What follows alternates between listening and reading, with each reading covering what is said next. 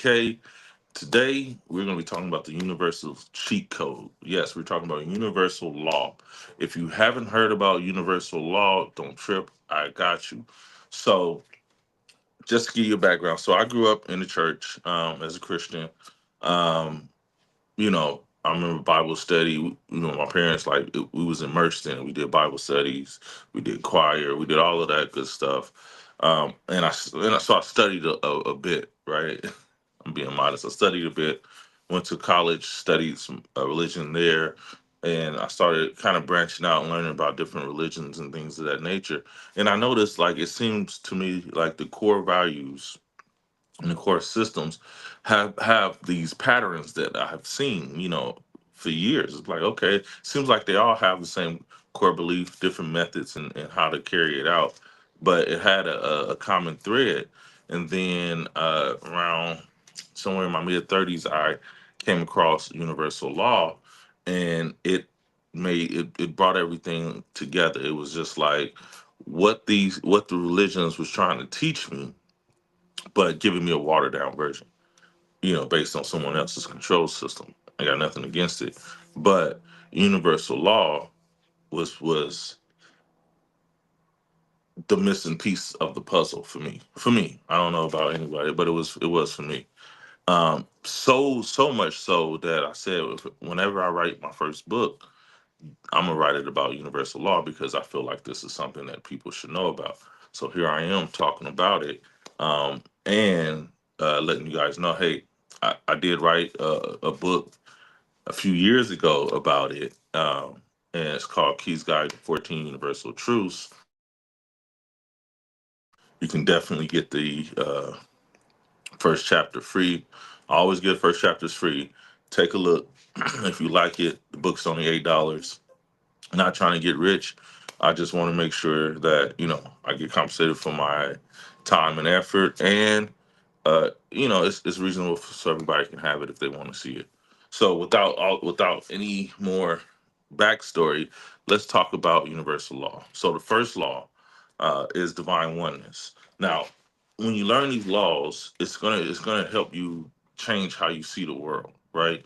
So divine oneness is first universal law, and all it says is just basically everything is connected, right? We're all in this connected web where um it's like a like literally like the internet, Wi-Fi, like a neural of the brain.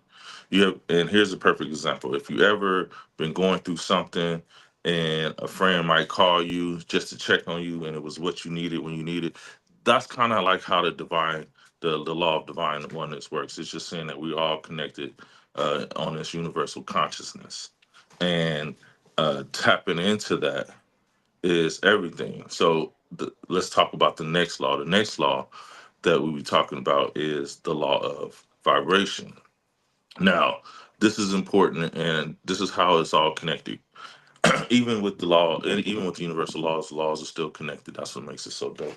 So, I think it was Nikola Tesla. He said that energy is everything, and everything is energy.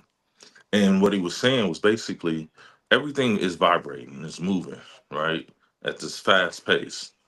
And in this pace, you have frequencies, and based on that frequency, it's really like I said, it's like the internet, right? And the frequency is like a website. So if you vibrate on a certain frequency, you're going to see certain things that's on that frequency, right? So have you ever walked into a room and you was like the vibe was off? And that's because, don't start that. Okay, you said the vibe is off. That's because you can feel the energy in the room. You feel something's wrong. Like, I got to get out of here because it's not on that vibe level that you're in. You might walk in and has real dark energy. That's real dark vibrations. So your vibe literally determines how the quality of your life will be, and how important it is to elevate that or change your vibration and change that frequency. It's kind of like tuning into a radio, right? You want to make sure that you tuned into the type of station that you want to hear, and not something that you just settle for, right? It's super important. So that's the law of vibration. Uh, of course, and I'm going to say this as a caveat, I'm not going to talk about it in this episode, but the law of attraction is one of the universal laws. It's very, very widely known about since The Secret came out, which was funny because they only told you about that law, where they say, basically, and it's similar to the law of vibration. What they're saying is that you attract what you are, right? And I just told you in the law of vibration, it's based off of frequency. But what they didn't tell you is the law of action, which is our third law. Now, law of action, I'm gonna use the Bible. It says faith without what works is dead. So basically, it's saying that if you put action into what you want, you're gonna get it. So a lot of people is big on manifestation. I want to manifest. I want to manifest. I want to manifest, right? And that's all fine and dandy, right? If you ever did a vision board and your vision board didn't come true, it's like, well, the question is, what actions did you take in order to achieve your goal, right? You have to sow the seed. So it's not enough just to believe it in your mind and see it. You have to put action to it, right? If I want to start a business and I want my business to grow, I'm going to have to, if I'm dealing with clients, I'm going to have to find customers, right? I'm going to have to do some work. So finding that frequency, putting that action into it is the key to everything. The law says basically, if you put action to it, you're going to achieve your goal, right? And so, which brings me to my next law, which is super important, and I don't think it's talked enough about, and that is the law of compensation, right? This is the universe way of paying us what we do, right? So, law of compensation simply states this: you will get paid in amounts based on the value that you give, right? So I know, billionaires and things of that nature is not really a big thing right now. But if you break it down to you like this, if you look at Jeff Bezos with Amazon, right, and the value that he displayed, it will let you know why he is one of the richest people in the world. He figured out how to how to solve the logistic problem for the world, right? As of right now, you have so many people. Like I'm not even sure if Amazon sell, sells anything for real. Now, what they do is they have other different sellers. They're more like a marketplace, and what they did was they just figured out how to do the logistics to get products to the customers, right? Made it easy for the customers. Hey, you can get shipping in 2 days. Now you have same day shipping. Then they're taking into so the value that he had before, you have to get in the car, drive to the store. Hopefully that the store will have what you need. If not, you got to drive to another store. So what he did, he saved you people time. He saved all of us time, right? And based on that value that he saved to the world, he's being compensated for it. That's kind of like how the law of compensation should work. So if you're looking at, your pay and you're looking at, how much you're making and you're like, this is not right, you have to look at the value, right? Not saying that you're not working hard or you're not doing a good job. It's just the value. And I'm gonna break it to you like this. So say if you're um a gig worker, right? You're doing like Instacart or something. You helping seniors get the food, but you're not really liking the pay that you're getting. You're like, dang, it takes me 10 hours to make $110. But there's another, there's somebody somewhere. Sorry about that.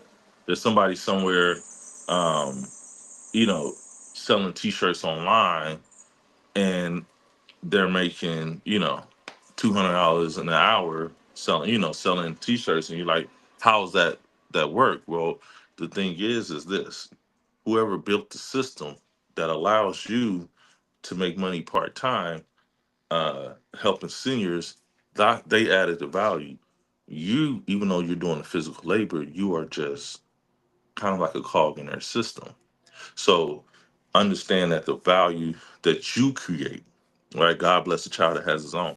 The value that you create, the universe will then compensate you for it.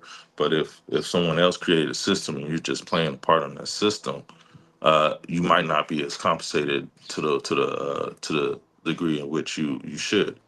So that's just something to think about in this great thing. So, like I said, I'm not going to get into all of them, but we have the law of gender, talking about the duality, right? Having the logic and the reasoning, and having the creativity is both something that is needed in order to be balanced and go ahead. Law of we haven't got into the law of transmutation of energy. That's how you take the bad and transfer it to good. Like I go into detail of all these laws in my book. Like I said, you can check it out. It's only $8. You can check the first chapter out for free and put the link in. But yeah, universal law is like the cheat code. To know and understand these laws will open up your life. Like this is Key's Guide to Freedom. I want you to be financially free. Absolutely. I want you to have your time back where you can take your time and do something what you what you want with it, and personal freedom. And universal law is one of those things that I feel everybody needs to understand. It's the rules to the game, right? How you gonna thrive in a game if you don't really understand the rules? And these are the universal rules, right? Uh, if you look at how millionaires and billionaires run, they use these rules. They manipulate them sometimes, but they know them and they use them. And this is why they flourish. And for us, they gave us the water down version where you end up falling for rules, but you don't learn the laws. So this is Key's Guide to 14 Universal Truths. If you like it, please check it out. But it is the cheat code to life. Learning about it is life changing for sure. So I'm TK, man. Uh, be blessed. I'm out.